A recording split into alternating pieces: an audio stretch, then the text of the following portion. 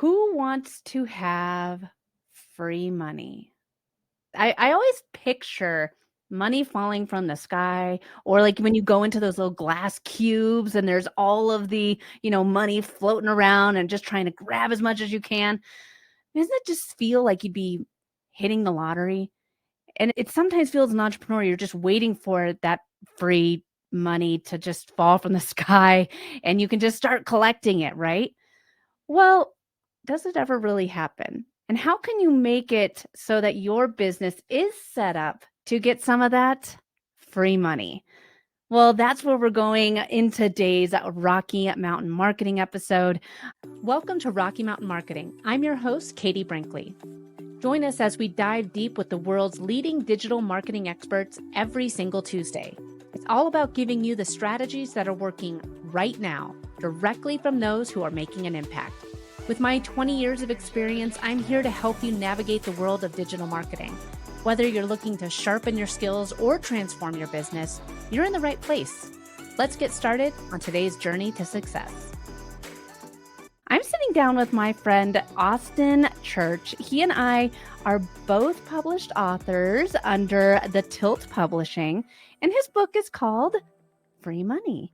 He and I had the opportunity to get to know each other at CEX in 2024. This is one of my favorite conferences. I've been to, well, it's a newer conference. I've been to all three of them. I've spoken at two.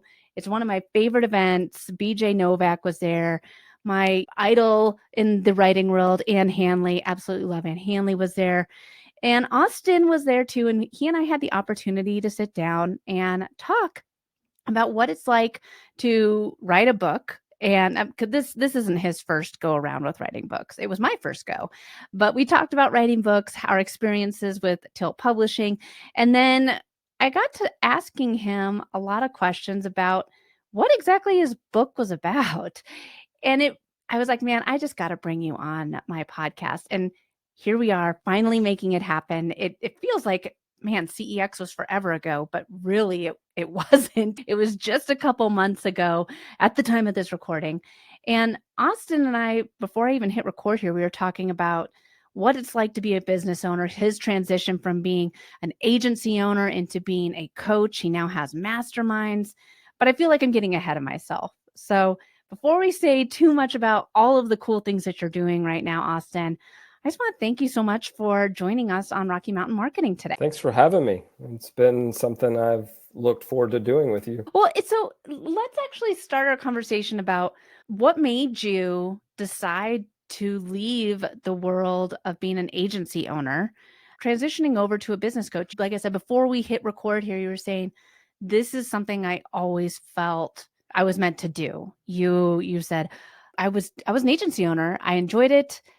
But now that I'm a coach, this is what I feel I was meant to do. And I think that a lot of people get into the world of entrepreneurship and it can be scary to leave the business that you built to try new endeavors. So there was some overlap with my agency and my desire to coach in 2018. Two factors or two circumstances caused me to leave the agency or otherwise morph out of it. First one was beyond my control. My business partner at the time, my agency co-founder, came to me and said, I want to leave the agency and get a full-time job. And I love him. I loved his family. So we had to figure that out and make accommodation for that. It took another 12 to 18 months, finalize that transition because we had clients. And I wanted to protect my reputation and his reputation and ensure that we were taking good care of those clients. Meanwhile, I have always loved participating in other people's transformation. And so when I think about what it means to be a coach, that's a big part of it, right? If you just love playing the game, then you will play the game. And then eventually, when you're not able to play the game, you'll do something else, right?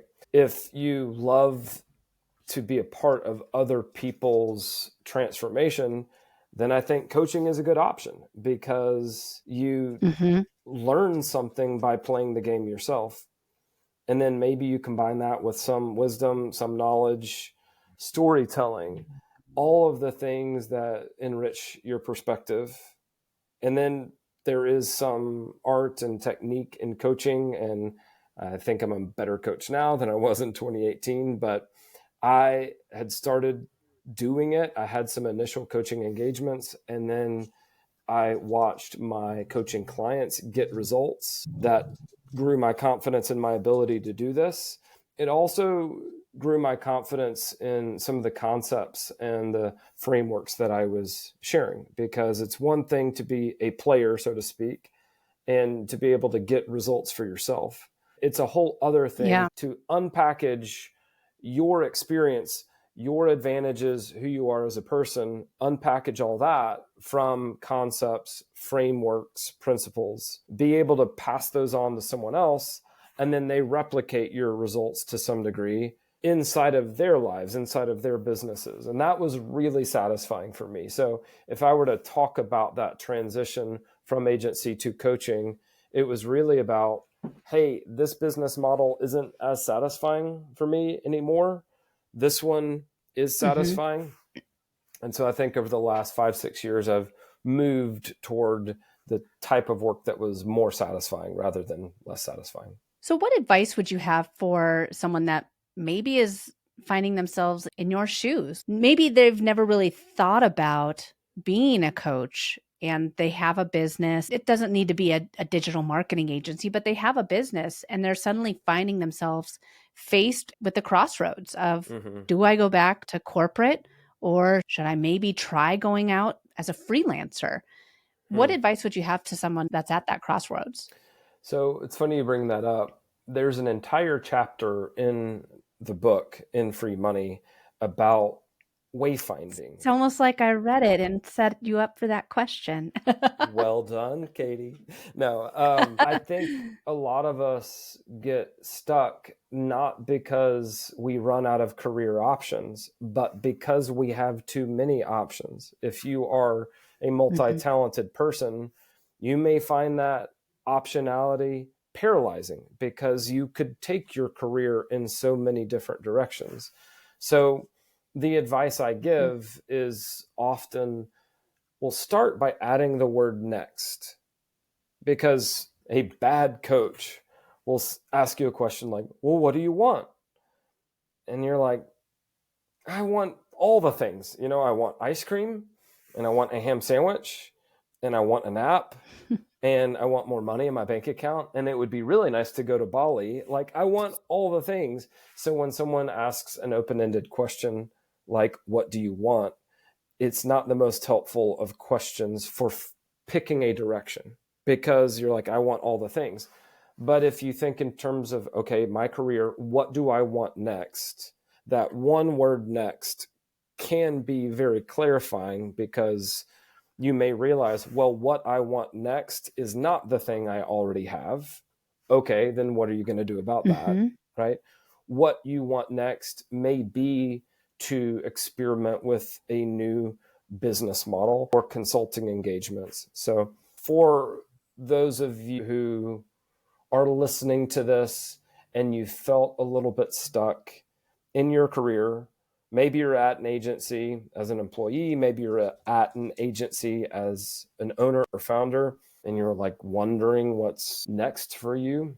Don't ask yourself what you want, ask yourself what you want next. And a lot of folks, I've found, what they most want is to actually have more clarity, right? So, like, what will happen is we often don't know exactly what we want because we haven't spent enough time just getting clarity. I think that that's one of the biggest things for me as a business owner. It's been, we were talking again before we hit record here, and I'm like, I finally have someone on my team that can help me get all of the ideas. I want to do this. I want to do this. I want to do this. And it was all just living out there in the I wants.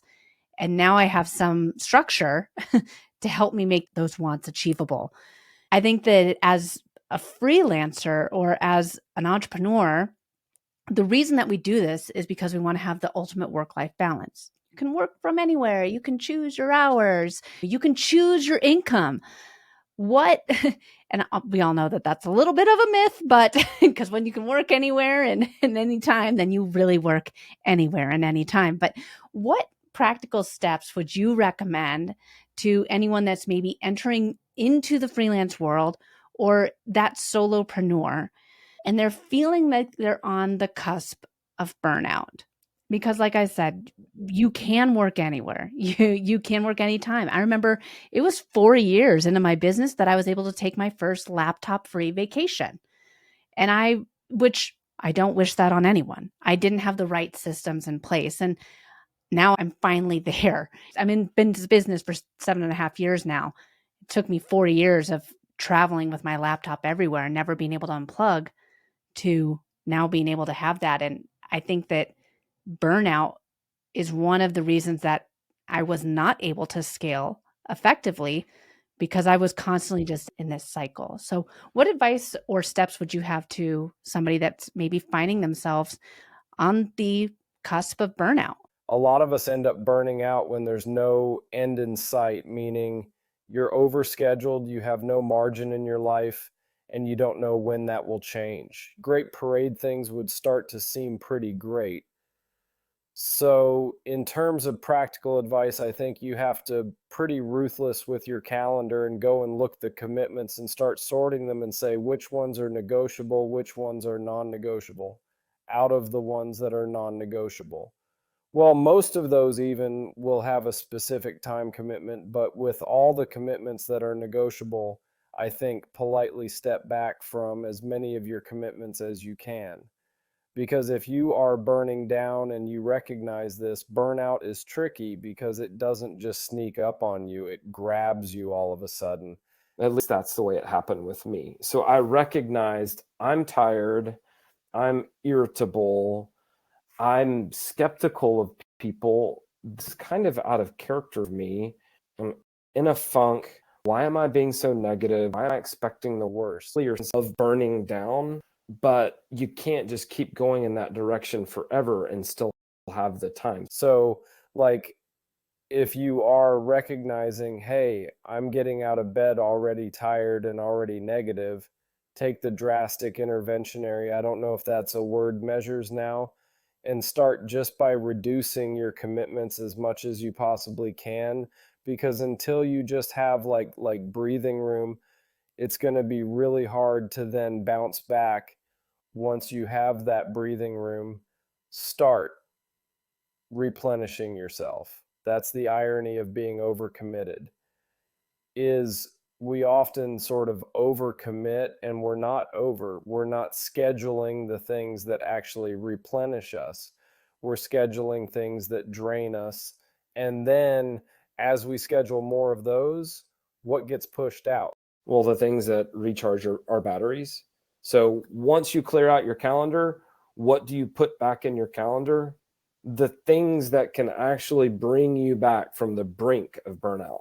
But I think you were going to say something, Katie. Yeah, no, I think that one of the reasons why people do tend to overwork themselves and overcommit themselves is because they're trying to make more money, right? Get more clients, you're working harder, you need to get more income in, but a lot of it has to do because they're not priced right. So with that, what are your thoughts on ensuring people are pricing their services so that they don't end up burning themselves out? I think pricing can be one of the trickiest parts as an entrepreneur, as a freelancer, is figuring out what to charge people. One of the most obvious ways to bring yourself back on to make your schedule overall more sustainable is to make the same amount of money with 15 projects instead of 20 projects. So if they can do 20 or 25 hours of client work every week instead of 40, which was, let's be realistic, probably never realistic in the first place, right? That's all step one, right? Is, hey, is my business built to stay sustainable? Can I keep going with this? Or is there something I can do? If there is something I can do, then I typically recommend some very simple steps. And now for a quick break.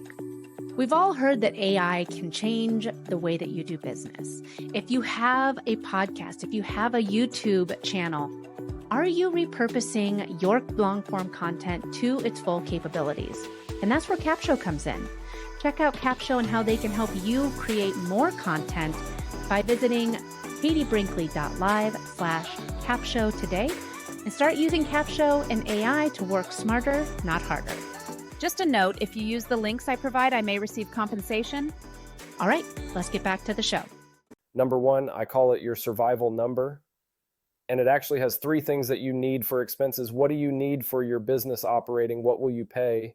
And if you look at that monthly amount, multiply that times 12, that's where you start with how much your life actually costs, which is then a lot of agency owners and a lot of freelancers and consultants, how a lot of us get started, which is just like my last job, maybe use a multiple of that. And that's my hourly rate. Or, hey, what's everybody else charging? Okay, she came in a little bit lower. She came in a little bit higher. This is how a lot of us, when we didn't come into business, having strong background in what to charge, which seems like most people don't come into business knowing, here's my process and here's how I will arrive at rates that I can charge confidently. Right? The worst thing that you can do then is imitate other people who may live in a more expensive city or less expensive city, may be taking care of more people or fewer people. Like, it's just kind of a bad idea to copy someone else's prices when they have very different financial goals and financial needs. So start with your life, right? Start with your life. Then think about what I call true availability, which is 52 weeks in a year. You're not going to work all of them. You're going to take vacations, or you'll have personal time off, or you'll get sick, or if you have kids, some mornings will be shot because you go on the field trip as a chaperone, right? Obviously, I'm speaking from personal experience here. Anyway, let's say you work realistically 47 weeks out of 52, right? And then when you look at an average week, how many hours per week will you work? And out of those hours, realistically, how many can you bill? Because it's not going to be all 40. If you work 30 to 40, maybe half of those, or 60%, or maybe like 65%, will be billable or will be useful for a client project in any meaningful sense, right? So that's what you think of as effectiveness. If you work 40 hours and you can bill 20, then effectiveness is around 50%. So your true availability is, if I work 47 weeks out of the year and an average work week is 40 hours per week, then 47 times 40 gives me a number. And then if out of those, I'm only realistically have about 50% to use on client projects, then I need to multiply that number times 0.5. And that's how I get my true availability in a year.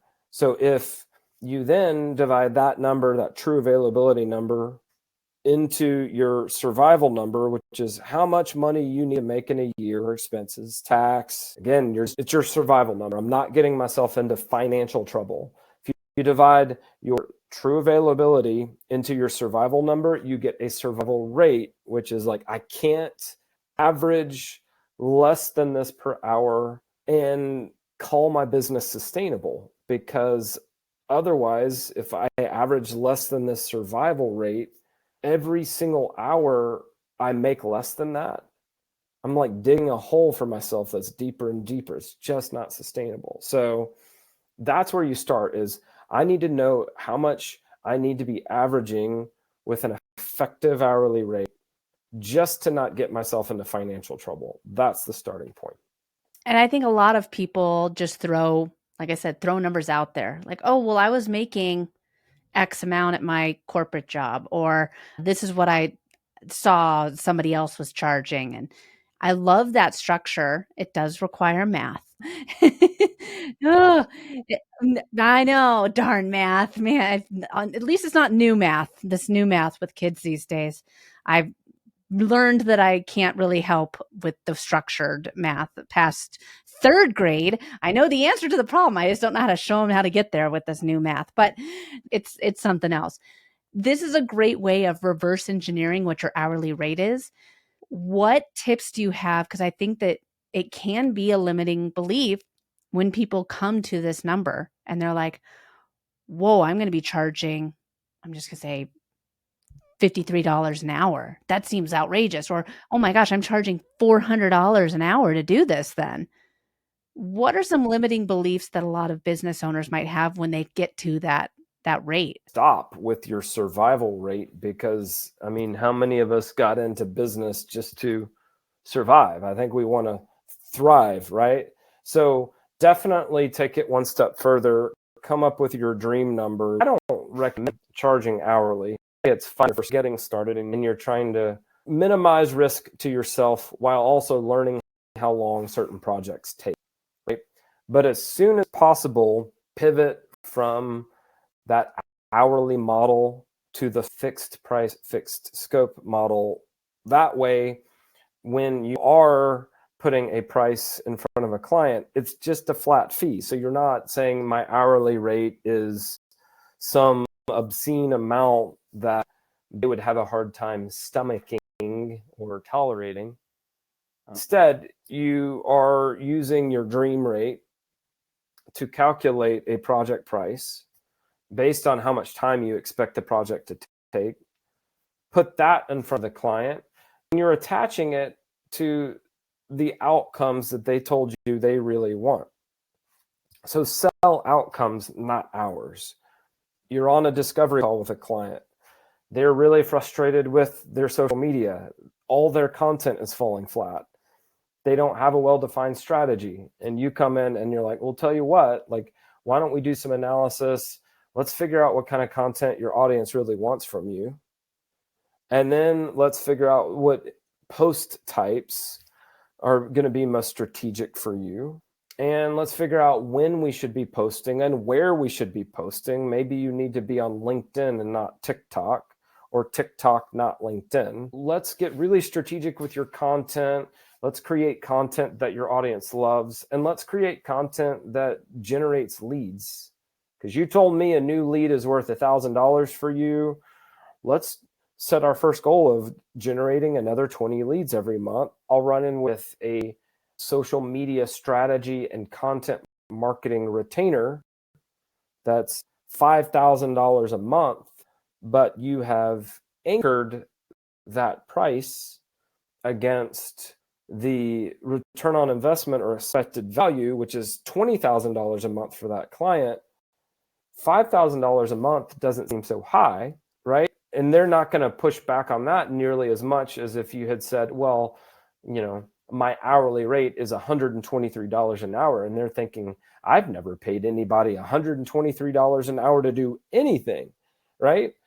But if you then instead come in with your fixed price, your flat fee, $5,000 retainer, where we're working toward these outcomes, that will seem more reasonable. And I'll also say a lot of pushback we get from clients around price is really them saying, I don't believe you. Meaning, I don't believe that you can give me what I need. It's a positioning problem more than it's a pricing problem. So they don't have enough belief yet that I am the right person to deliver these outcomes.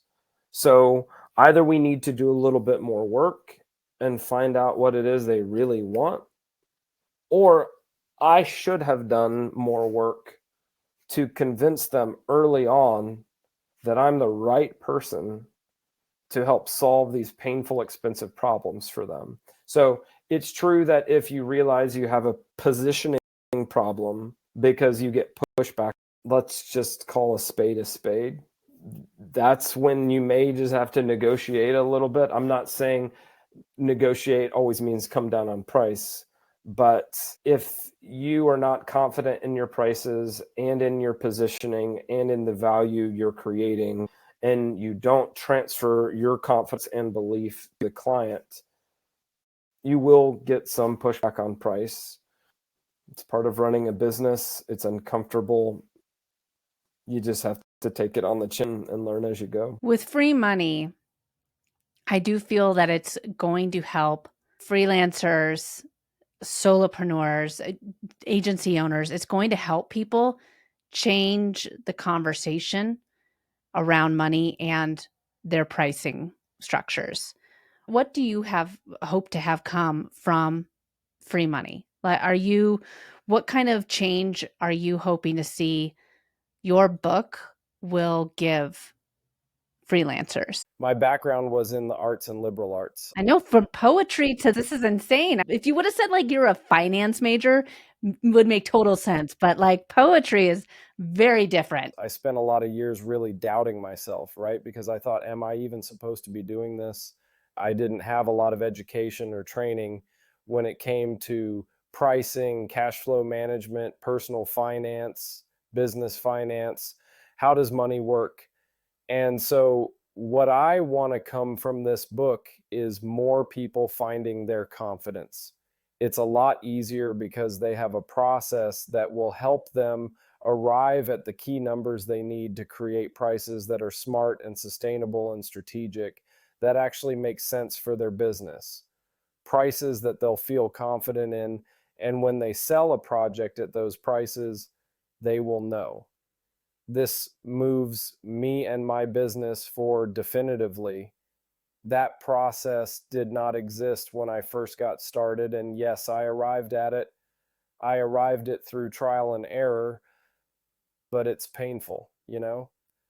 So even if you figure things out eventually, and again, being a teacher and coach at heart, I'm like, wow, if I could save other people some of the bumps and bruises by giving them the best of what I've learned in a logical step-by-step process, I've got to do that.